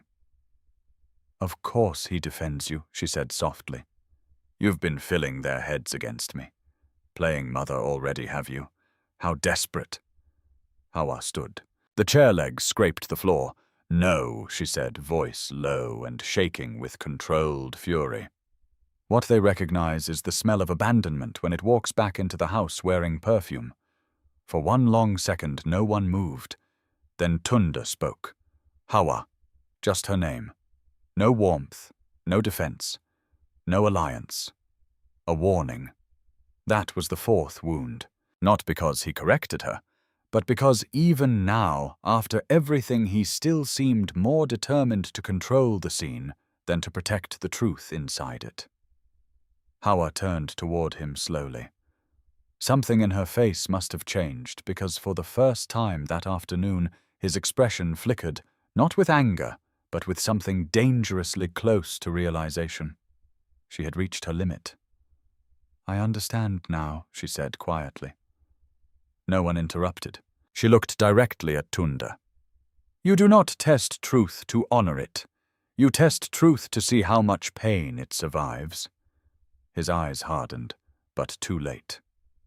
Because the sentence had already found its target. Hawa straightened. "You may continue this conversation without me." Then she walked out of the sunroom before anyone could stop her, leaving behind tea gone cold, a sister masked in poison, a wounded boy trembling with rage, and a husband who had finally pushed her far enough to lose the only thing in the room more valuable than obedience, her trust. When Hawa left the sunroom, she did not stop until she reached the far end of the east corridor, where the windows overlooked the side garden, and no one came unless sent. Only then did she let herself breathe. Her chest rose and fell too fast. Her hands trembled. Her throat felt raw, though she had not cried. The strangest part was not the humiliation. She had known humiliation all her life in different clothes. It was not even Zainab's cruelty. That too was old. What hurt was Tunda, not because he had welcomed Zainab back, but because he had watched Hawa stand alone in truth and let her bleed in silence. She pressed one palm against the cool window glass and stared into the garden below, where the jacaranda branches shifted in the late afternoon breeze. Somewhere farther off, she could hear the soft echo of household sounds, dishes, footsteps, a distant door closing. The mansion had already begun swallowing the conflict as houses like this always did. Wealth had a way of muting scandal until it could be repackaged into discretion. But Hawa's anger refused to be wrapped neatly. So that was what Tunda had been doing all along. Testing, watching, measuring pain like a businessman measured risk. And perhaps she would have endured it longer if children were not trapped inside the blast zone of his emotional warfare. A light knock came from behind her. She did not turn. If it's an order, I'm not listening. It's not an order. Mrs. Binter. Hawa closed her eyes briefly, then faced the older woman. Mrs. Binter held a small tray with a glass of water and a folded linen napkin. Nothing dramatic. No fuss. Only the simple kindness of someone who had learned to bring comfort quietly in houses where open tenderness did not survive long. "You should drink," she said. Hawa accepted the glass with a soft, tired thanks. The water steadied her just enough to speak without shaking. "Did he send you?" "No." That answer mattered more than it should have. Mrs. Binter set the tray on a side table and studied Hawa with careful concern. "You are not wrong, you know?" "About what? About the children? About this house?" She lowered her voice. "And about him." Hawa let out a faint, bitter breath. "That is not a safe thing to say." "No," Mrs. Binter agreed. "But truth is often unsafe here." They stood in silence for a moment. Then Hawa asked the question that had been hardening inside her since the day of the wedding. "Why did no one tell me the full truth before I married him?" Mrs. Binter's expression changed. Not guilty exactly, but resigned, as if she had watched this pattern too many times to pretend surprise, because the full truth would have made the marriage impossible. Hawa stared at her. "Then it should have been impossible." "Yes," the older woman said softly. "But impossible things happen every day when rich families are afraid." The answer landed heavily. Before Hawa could ask more, hurried footsteps came down the corridor. Emeka appeared, breathing hard from anger rather than exertion, his face storm dark. "He's in the study," he said. "Mtunda." The boy crossed his arms. "And she's with him." The word snapped something in Hawa's chest. Not jealousy exactly, but a cold instinct that danger was moving faster than truth. Mrs. Binter frowned. "You should not be wandering the corridors listening to adults." "I wasn't listening," Emeka said. "People only think children don't notice because it makes lying easier." Then he looked at Hawa. "If you want to know why she came back, don't ask her. Ask his office." That caught her attention immediately. "What do you mean?" Emeka's jaw tightened. "She didn't come because she suddenly became good. She came after Uncle Dele visited." "Who is Uncle Dele, his lawyer?" The boy's eyes sharpened. And after that her phone calls started. Secret ones. Then suddenly she appears at the gate looking like a magazine cover. Mrs. Binter inhaled. "Emeka." But Hawa was already thinking. Lawyer. Phone calls. Sudden return. Not regret. Information. Zainab had learned something. And if she had, it was almost certainly about money. Or power. Or both. "Where is the office?" Hawa asked. Mrs. Binter's eyes widened. "You must not, please." The older woman hesitated. Then, with the weariness of someone who knew fate had already chosen its direction, she nodded toward the west wing. "Second floor. End of the hall. But if he finds you there, I know. No, she did not know, but she went anyway. The office suite felt different from the family sections of the mansion. Colder, cleaner, built for strategy rather than living. Hawa moved fast, but quietly, pulse rising with every step. She passed framed awards, closed doors, a waiting area no family member would ever need, and finally reached the private office adjoining the main study. The room was unlocked. That surprised her enough to make her pause. Inside, everything was arranged with exacting discipline.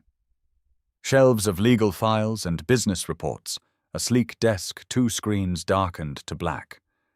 A cabinet with coded drawers, and on the side, credenza, a folder left slightly open beside a silver pen. Hawa's conscience pulled one way. The memory of Zanab's triumphant smile pulled the other. She crossed the room. The file was marked with the seal of Tunda's legal firm. Inside were documents, corporate transfers, trust protections, estate notes. Most of it was jargon dense enough to blur at first glance. Then one phrase caught her eye. Adawale Family Transitional Control Protocol. She read more quickly. The deeper she went, the colder she felt. Tunda had not merely inherited a company. He had recently secured complete controlling authority over the Adawale group after a prolonged internal battle. Temporary protections put in place after his accident were ending. Rival relatives who had circled him like vultures would soon lose their leverage permanently. A public reaffirmation of his stable household, especially a legal marriage, strengthened his position even more. Hawa's fingers tightened on the paper. So the timing of the wedding had not been random.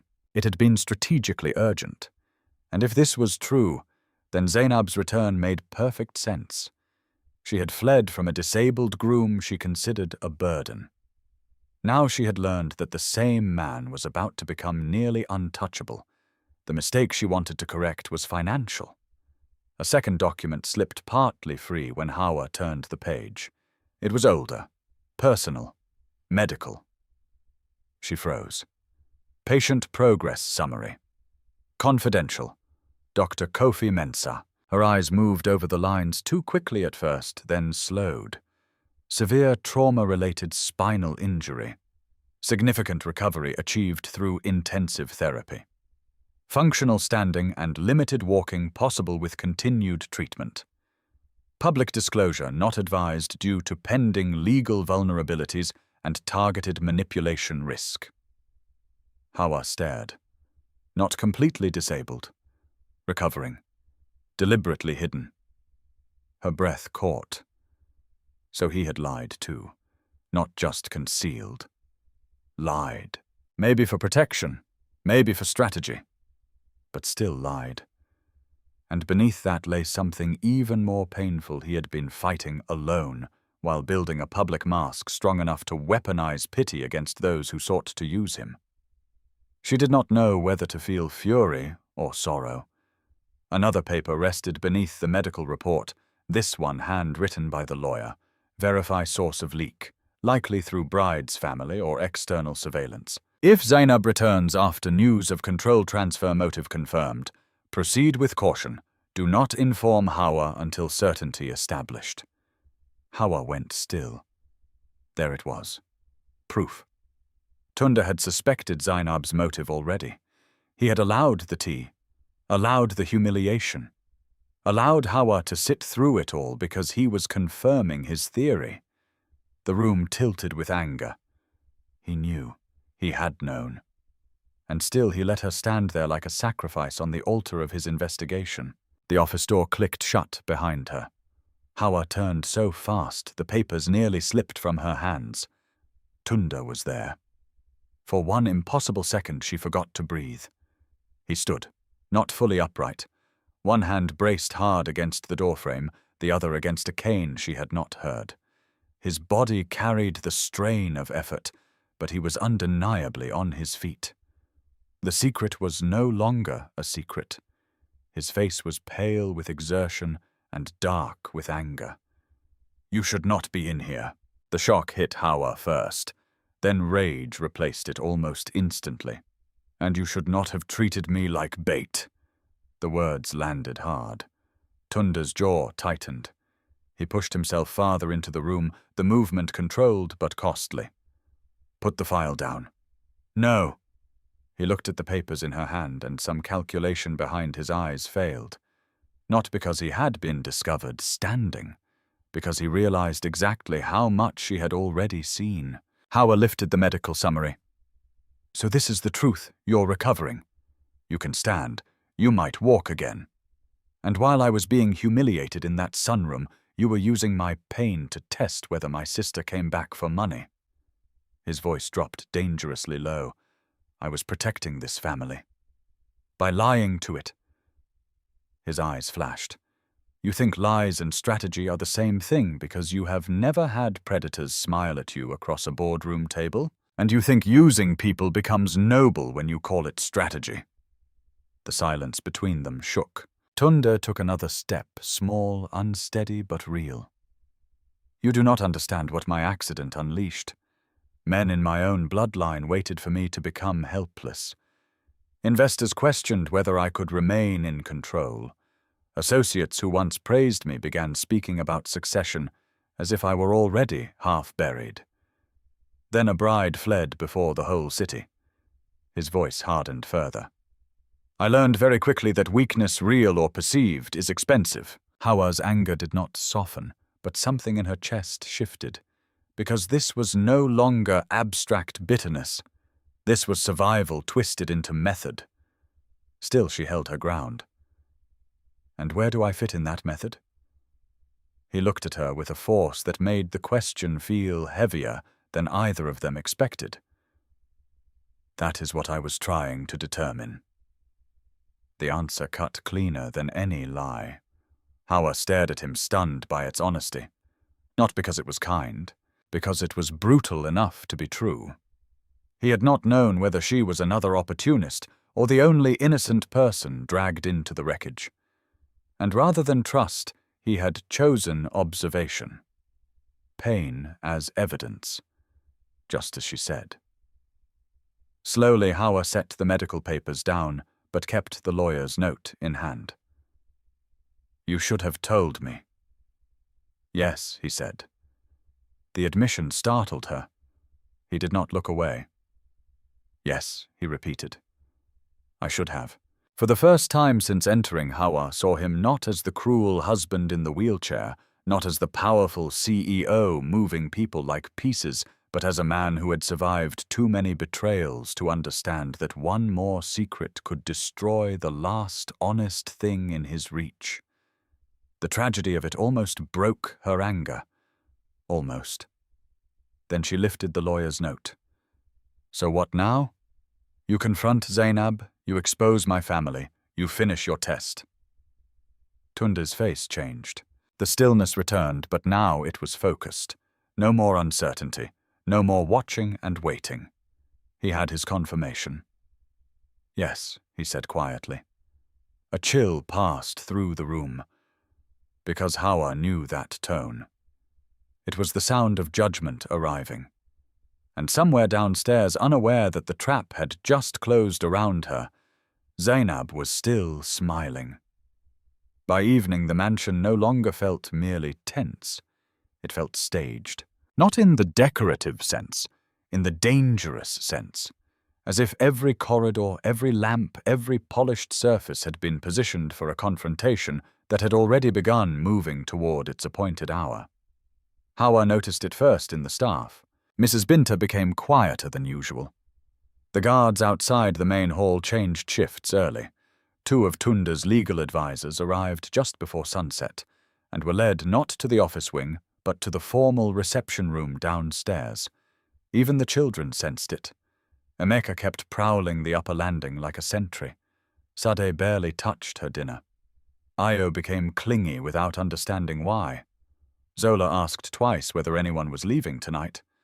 "No one is leaving," Hawa told him, but the words felt uncertain in her own mouth, because she knew now that something was about to end. At 7 o'clock, Mrs. Binta came to Hawa's room with a message. Sir requests your presence in the main hall. Requests. The politeness of the word did not disguise the weight beneath it. Hawa dressed simply. Deep blue, no jewels, no softness intended to please anyone. When she reached the grand staircase, she saw at once that this was no private family discussion. Everyone was there. Tunda waited below in the center of the main hall, seated in his wheelchair, one hand resting lightly on the armrest. To his right stood his lawyer Dele Okonkwo, tall and severe, holding a leather folio. Two members of the household security team remained near the doors, not aggressive but unmistakably present. To the left stood Hawa's parents. Her mother's face was pale with confusion. Her father kept adjusting his cuffs, as if elegance might protect him from whatever he did not yet understand. Zanab stood a half-step ahead of them in a fitted gold dress, beautiful and composed, though too alert now to be fully relaxed. She had expected a conversation, perhaps even a negotiation. Not this arrangement. The children watched from the landing above, despite clear instructions to stay away. Hawa saw them instantly, Emeka at the front, jaw hard, Sade beside him, fingers wrapped around the railing. Io and Zola pressed close together behind. They were not supposed to hear any of this, but they would, and perhaps that was inevitable. When Hawa descended the last step, Tunde looked up at her. His face gave away nothing, but his eyes held a new clarity, cold, resolved, almost frightening in its calm. "Sit," he said. A chair had been placed slightly to one side, not beside him. The distance struck her, though she did not show it. She sat with her back straight and her hands steady in her lap. Tunda let the silence stretch just long enough to remind everyone who controlled the room. Then he began. "This matter concerns deception," he said. "Repeated deception. Financial deception, familial deception, and personal deception." Zainab's smile thinned faintly. "Tunda, if this is about the wedding again, I've already explained." "No," he said. "You performed. That is not the same thing." The room went still. Her father tried a nervous laugh. "Sir, surely we can discuss this privately. We are family now." Tunda turned his head slowly toward him. "That assumption is under review." A tiny sound escaped Hawa's mother. Zainab recovered first. "What exactly is this?" Tunda nodded once to Dele. The lawyer opened the folio. 3 weeks before the wedding, Mr. Adawale's office received evidence that certain parties connected to the bride's family had made inquiries regarding the structure of the Adawale group, including voting control trust, timing, and marital implications for executive succession. Hawa's father went visibly rigid. Zainab's expression did not change, but the stillness in her shoulders deepened. Deal continued. These inquiries were not public, which means the information was either solicited improperly or leaked. Her mother looked confused. "I don't understand any of this," No Tunda said without looking at her. "You understood money. That was enough." The words landed hard. Hawa flinched internally, not because they were false, but because she could already feel the room sliding toward something irreversible. Zainab lifted her chin. "If you are accusing us of anything, say it plainly." "Gladly," Tunde said. He nodded again.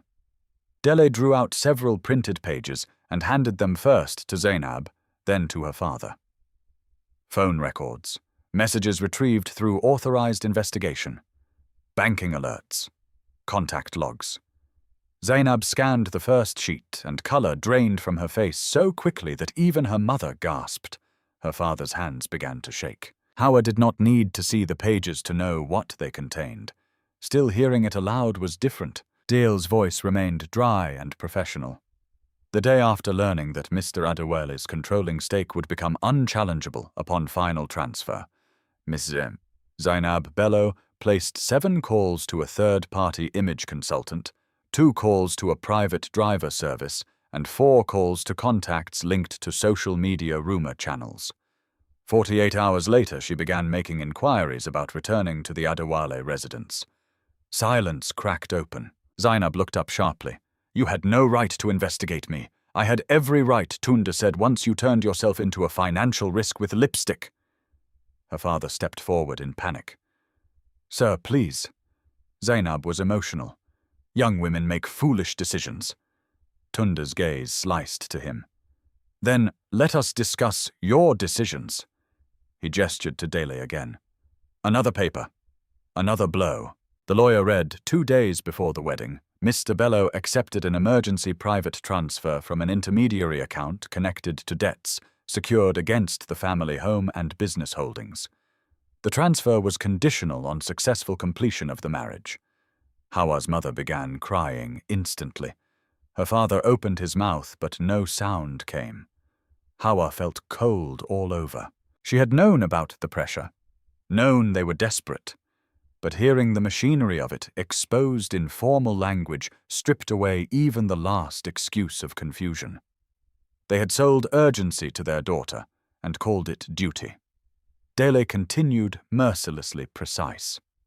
Further after the bride absconded, internal messages confirm a plan to substitute the younger daughter without disclosure to the groom in order to preserve the financial arrangement and avoid public scandal. Her mother covered her face.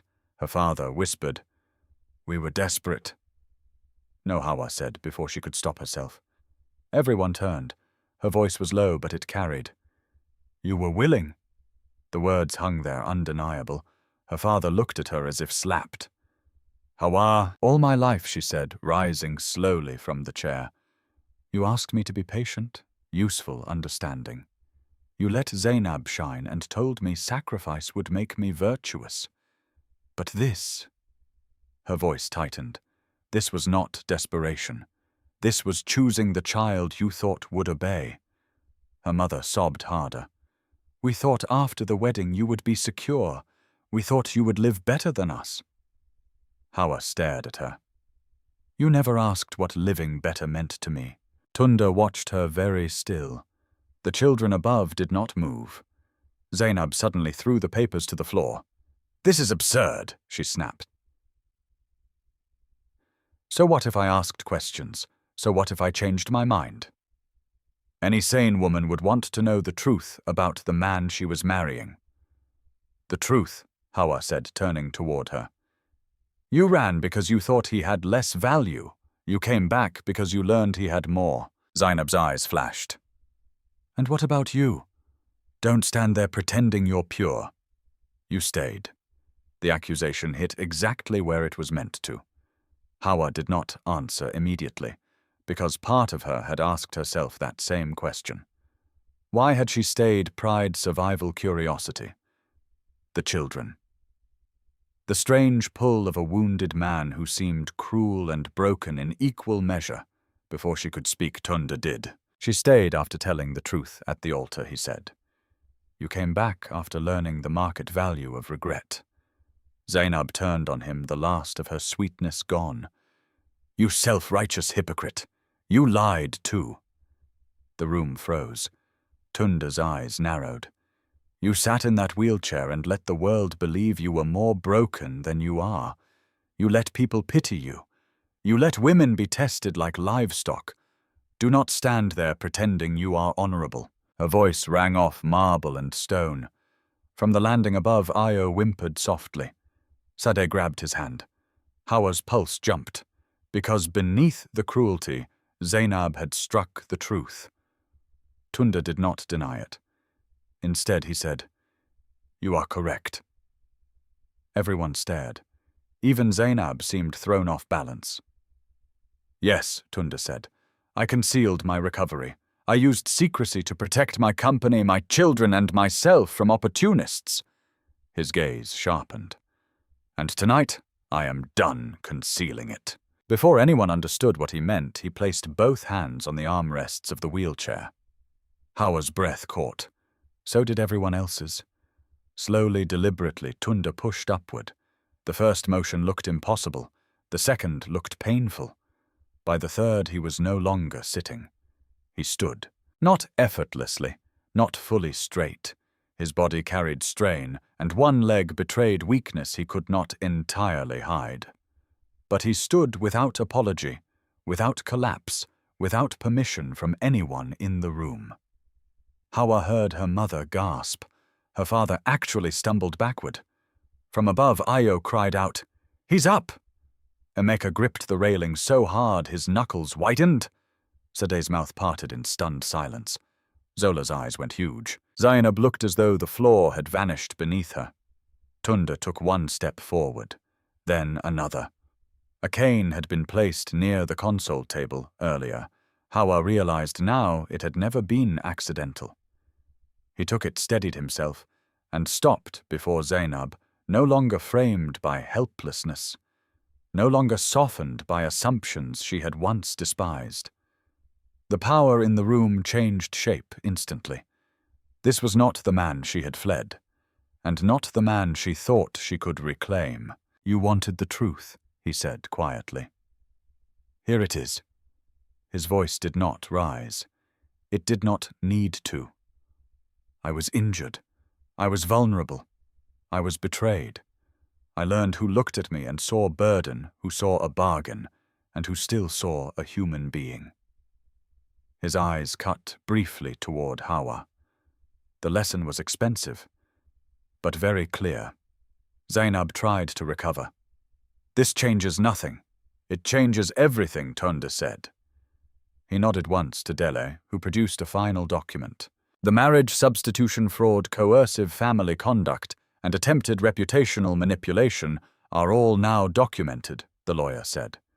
"Mr. Adawale will not pursue public criminal exposure at this time, but all debt protections extended through the original arrangement are revoked. Further contact without invitation will be treated as harassment." Her father made a broken sound. "Sir, please no," Tunda said. "Just that. No." Years of greed, cowardice, and entitlement died inside that single syllable. Her mother sank into a chair, crying openly now. Her father looked 20 years older in the space of a minute. And Zainab finally lost the last mask. "You think you've won," she hissed. "Look at this room. Look at your house. Your children are terrified of being left. Your wife doesn't trust you. You built a kingdom of suspicion and call it wisdom." The words struck true enough to hurt. Hawa felt them too, because triumph had arrived, yes. Justice had arrived. But healing had not. Not yet. Tunda's face hardened, though whether from anger or pain she could not tell. "Get out!" Zainab laughed, once bitter and ugly. "Gladly." She turned sharply, grabbed her mother by the arm, and moved toward the doors. Her father followed in shattered silence. The guards opened the way. In less than a minute they were gone. The front doors closed. The hall fell still. Tunda remained standing for one breath too. Then the effort showed. His grip tightened on the cane. His shoulders dropped by a fraction. The cost of the performance. No, not performance, the revelation moved through him like delayed lightning. Hawa looked at him and felt everything collide at once. Vindication, fury, pity, exhaustion. He had exposed the guilty. He had defended the truth too late. He had stood for justice. And still she was bleeding from the way he chose to get there. Tunda turned toward her. "Hawa." She stepped back. The movement was small, but it stopped him harder than any shouted accusation. His face changed. For the first time that night, uncertainty entered it. Not about business. Not about enemies. About her. And Hawa understood in that instant what the victory in this hall had cost him. He had broken the trap. But he might already have lost the one person who had entered his life without setting it. The house was quiet after the storm. Not peaceful, just quiet in the way a battlefield becomes quiet after the shouting stops, and everyone is left to count what was broken. The main hall had emptied, but the weight of the confrontation remained in the marble, the staircase, the cold air beneath the chandeliers. Somewhere downstairs staff moved carefully, speaking in hushed tones, as though the walls themselves might still be listening. The children had finally been guided back to their rooms, though no one believed they would sleep easily after what they had seen. And Hawa stood alone in the dim corridor outside the nursery wing, her hands clasped so tightly that the knuckles ached. She had not gone after her parents. She had not gone after Zanab. She had not gone to Tunde either. Instead, she had done the only thing her heart could bear to do. She had checked on the children. Ayo had cried again, though more quietly this time, embarrassed by his own tears. Zola had refused to let go of his brother's hand until both of them climbed into the same bed. Sade had tried to act calm, but her mouth trembled when Hawa brushed her hair back from her forehead. And Emeka Hard Sharp, watchful Emeka, had said nothing at all. He had only stood near the window with his arms folded, as if guarding his siblings from every adult in the world at once. Now all four were finally settled, not healed, not safe from memory, but settled for one fragile night. Hawa. The voice came from behind her, low, tired, unarmored. She turned. Tunda stood at the far end of the corridor, one hand resting on the cane, the other braced briefly against the wall before he straightened. He had changed from the formal suit jacket into a plain dark shirt, but the effort of the evening still marked his body. He looked paler than before. The lines around his mouth had deepened. His control remained, but it was thinner now, stripped of some of the grandeur that power gave a man in public. This was not the CEO in the hall. This was the man after the hall. Hawa looked at him for a long moment without speaking. Then she said, "The children are asleep." Tunda nodded once. "Thank you." The simplicity of it hurt more than something sharper might have. He took another careful step forward. "Can we talk?" Hawa almost laughed. Talk. As if words had not already been used all evening like knives dressed as explanations, but exhaustion made her honest. "You can speak. I don't know yet if I'm ready to answer." A shadow crossed his face, but he accepted it. Fair. They moved into the small sitting room at the end of the corridor, the one with low lamps and books no one seemed to read. Hawa remained standing near the fireplace.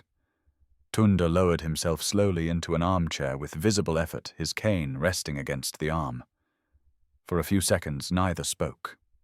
Then Tunda said, "I handled this badly." Hawa blinked, not because the words were impossible, because they were immediate. No excuses first, no pride, no defensiveness carefully wrapped in logic. Just truth. "Yes," she said quietly. "You did." He lowered his gaze for a moment, then looked back at her. "I told myself I had reasons. You did. I told myself those reasons justified withholding things from you. They didn't." His mouth tightened. "I know that now." The room went still. Hawa had imagined many versions of this conversation in the minutes since the hall emptied, some where he defended himself, some where he hardened again, some where she walked away before he could finish the first sentence. She had not imagined this version. A man with no shield. A man admitting damage without trying to reduce it. And that frightened her in its own way, because anger was easier to stand against than sincerity arriving too late. She folded her arms over her chest. "Why didn't you tell me from the beginning?" He did not answer immediately. When he finally spoke, his voice had gone lower. "Because once I understood what people could do with weakness, I began treating information like blood." He looked at his hands, then back at her. "I only gave it where survival required it." Hawa's throat tightened despite herself. "You mean you stopped believing trust was possible?" "Yes." The honesty landed heavily. He leaned back, fatigue pressing at the edges of every movement. "After the accident, men who used to greet me with respect began discussing my replacement behind closed doors. Family members asked after my health with one hand while counting my vulnerabilities with the other. Women looked at me with pity or calculation. I learned very quickly that if I did not control every variable, someone would use what hurt me to finish the damage. And so you turned every person into a possible threat." His gaze held hers. "Yes. Hawa looked away for a moment toward the dark window. And me? Silence. Then, at first, yes. The truth stung even though she already knew it. He continued before she could speak. Not because of what you did, because of where you came from, because of the timing, because your family lied, because your sister ran, because by the time you stood at that altar I had already seen too much ugliness to assume innocence. Hawa let out a slow breath. So you watched me? Yes. You tested me? Yes. You let me be humiliated in that sunroom because it helped confirm what you suspected. Pain moved across his face. Yes. There it was again. Not denial, not manipulation, just truth bare enough to wound. Hawa's eyes burned suddenly, though she still refused tears. Do you understand what that felt like? I'm beginning to. No, she said, sharper now. You're beginning to understand what it cost you. That is different. The words hit him cleanly. He absorbed them without resistance. Hawa stepped closer, not tenderly, but because distance no longer helped. All my life I have been the one people used when they wanted obedience. My family used my silence. My sister used my invisibility. Then I came here and thought foolishly that maybe however cold you were, at least you respected truth. Her voice trembled once, then steadied. But you used truth too. You just used it more elegantly. For the first time that night, Tunda looked stricken. Not angry, not proud, stricken. He closed his eyes briefly, as if the sentence had found some wound already waiting for it. You are right. The words almost undid her, because she had prepared herself for battle and found confession instead. He spoke again more slowly now. The worst part is that I told myself I was protecting the children, protecting the house, protecting what remained. But somewhere along the way, strategy became habit. Habit became character. And He stopped, jaw tightening. I did not see how much of myself I had turned into a weapon. Silence filled the room.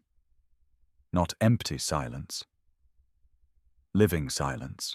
The kind that appears only when something true has finally been spoken, and both people know there is no way to step around it anymore. Then Hawa asked the question beneath every other question. What do you want from me now? Tunde looked at her with an openness she had never seen on his face before. Not forgiveness tonight, he said. That answer surprised her. Then what? He swallowed once. The motion was small, but in a man like him it felt enormous. A chance to become someone who deserves to ask for it later. The room seemed to exhale. Hawa turned away for a moment, pressing her hand lightly against the back of a chair. There it was. Not a dramatic declaration, not a theatrical plea. Something quieter. Something harder. Responsibility. At last, she looked back at him. You may not like what that requires. I don't care. You say that now. I mean it. Her voice dropped. Then hear me clearly, Tunda. If I stay in this house, it will not be as part of your system of tests. I will not live beside suspicion and call it love. I will not let those children grow up thinking care is temporary and truth is tactical. She took a breath. And I will not remain here as your wife in name only, while you hide behind rules every time something hurts. He held her gaze. What are you asking? No. Hawa shook her head. What I am doing is telling you the cost. She counted it plainly, one line at a time. You tell the children the truth they are old enough to bear. Not every adult detail, but enough to stop the shadows from raising them. He nodded once. You stop using silence as punishment. Another nod. You let them be a family, not 4 separate emergencies handled by staff. His throat moved. Yes, You tell me the truth before you tell your lawyers. That one hit harder. She saw it. Then he said, yes. Hawa studied him carefully. And if you fail, then you leave. The answer came without hesitation. Now it was her turn to go still, because she had not expected him to say it. Not so quickly, not so cleanly. Tunda leaned forward slightly, pain flashing through his body at the movement, but not stopping him. I forced your life into a shape you did not choose. I cannot undo that. But I will not trap you in it by pretending love means possession. The words entered her quietly and stayed. Something in Hawa shifted then, not fully, not blindly, not into easy tenderness, but enough to let air into a room that had been sealed too long. She looked at him and saw all the contradictions at once. The brilliant, cruel man, the wounded father, the strategist, the protector, the husband who had failed her, the man trying for the first time not to control the outcome of a conversation. And perhaps that was where healing truly began. Not when pain vanished, when performance did. A soft knock interrupted them. The door opened a little, and Sade slipped inside, barefoot in her nightdress, her stuffed toy hanging from one hand. She froze when she saw them both, as if unsure whether she had walked into danger. Hawa softened instantly. Sade. The little girl looked at Tunde first, then at Hawa. Then she whispered, Ayo had the dream again. But he stopped crying. Tunde's face changed at once. Why, Sade hesitated. Then she said something so simple that it broke the last hard edge of the night. Because he said maybe people can stay. No one moved. Hawa felt her chest tighten. Tunde looked away for 1 second, not out of indifference, but because the sentence had hit too close. Sade stood uncertainly in the doorway. Did I come at a bad time? Hawa crossed the room and knelt before her. No. Behind them, Tunde reached for his cane and stood with slow effort. The movement drew Sade's eyes immediately. This time she did not look shocked, only thoughtful, as if children more than adults already understood that broken things could heal unevenly and still be worth loving. Hawa rose and held out her hand to the girl. Let's go back to your brothers. Sade took it. Then, after a tiny pause, she stretched her other hand backward without looking. Toward Tunde. He stared at that small, waiting hand for the briefest second. Then he took it, and together they walked down the dim corridor toward the children's room. Not a perfect family, not a healed one, not yet, but something more honest than what had existed before. A beginning. Months later, that beginning would become routine. Truth would come in difficult conversations and awkward apologies. The children would stop flinching at every closed door. Emeka would slowly stop watching Hawa as if measuring the date of her departure. Ayo's nightmares would lessen. Zola would laugh louder. Sade would sleep without clutching fear in her fists. Tunde would spend less time behind his desk and more time at the breakfast table. Hawa would learn that healing was never a grand miracle, but 1,000 stubborn choices made again and again. And in time, the house that began with forced vows and hidden wounds would fill with something no strategy could manufacture. Warmth. The 4 children would call her not the new one, but Mama Hawa, on the day none of them realized it was the first time. And years later, when new life came into the family again, small cries, tiny hands, hope entering the house without fear, it would not complete the home. It would reveal that the home had already been built, not by power, not by money, not by control, but by 2 wounded people who finally stopped asking whether love was safe, and chose, despite everything, to practice it anyway.